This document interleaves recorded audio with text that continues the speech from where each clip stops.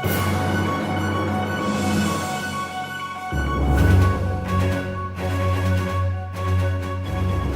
glad in the face that Vermont presents of thinking forward, of carrying common values, and of looking to bridge divides around energy, justice, the future of the economy. And no one does that and represents that better in the House of Representatives than Vermont's Congressman Welch. So it's an honor to have you with us.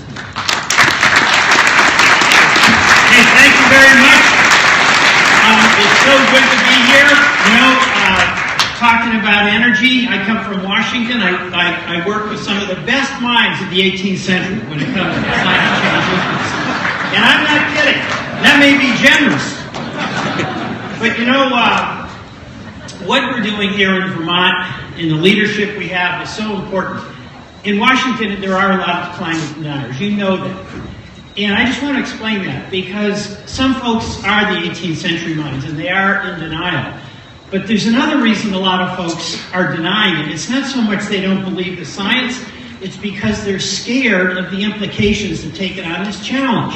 And some of those fears are legitimate. I went to coal country with a colleague of mine who I work with on energy efficiency, and we went into a coal mine, down 1,200 feet in 4 miles.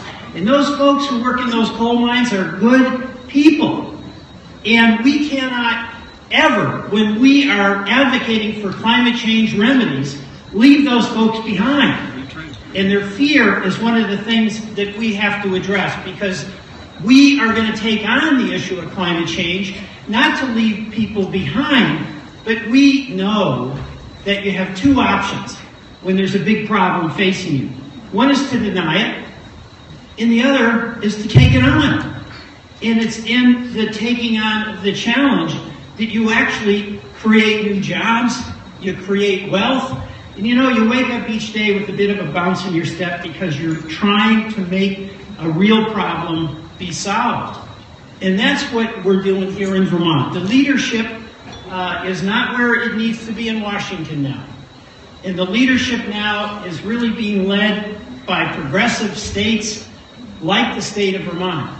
And we're so fortunate here because we have just this tradition of citizen activism. And on the environment, it's everything from folks in agriculture who know that if you do local produce, you keep the soils healthy, you're actually doing something very significant to have inputs be less, reduce pesticides, all these things that hurt the environment. And we've got utilities that are partners. That woman, Mary Powell, how is she the head of Green Mountain Power? That ain't right. Think about what the utilities are around the country. They are not providing the leadership, and we have here in Vermont a utility where they're at the head of the parade. We've got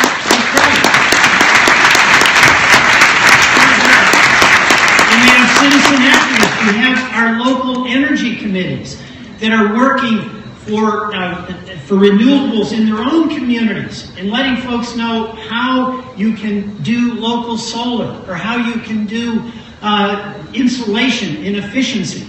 And this has been going on everywhere from grassroots, community-based groups to our utilities, to our legislators who are totally committed to this. And we're going to have challenges along the way. Where do you cite hydro?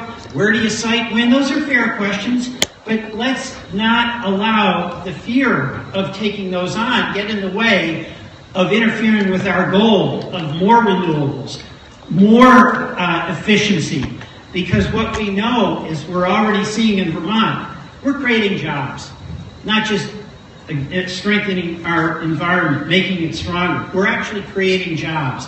So what you're doing here today, and Paul, congratulations to you for that extraordinary report that shows practical and concrete steps that working together we can take to improve our environment, to reduce our carbon footprint. Those are the things that allow us to find common ground to work together, because at the end of the day, we're going to leave this state in a stronger environmental way than we found it. So thank you for your leadership. Tomorrow I'm heading back to that great intellectual capital of the United States of America. And I think Mr. Cruz may not be there. He's out there campaigning somewhere. But you know what? Hang in there, because what you're doing is really important. What all of us are doing, wherever we are, we have to make a basic decision. We're going to be part of the solution or not. And the reason I keep plodding along in Washington is two things. Number one, it's great to represent Vermont, because Vermonters are always open and receptive and supportive if you're taking a concrete, practical step to move ahead. And secondly, because no matter how bad things are, each of us has to make a decision when we wake up.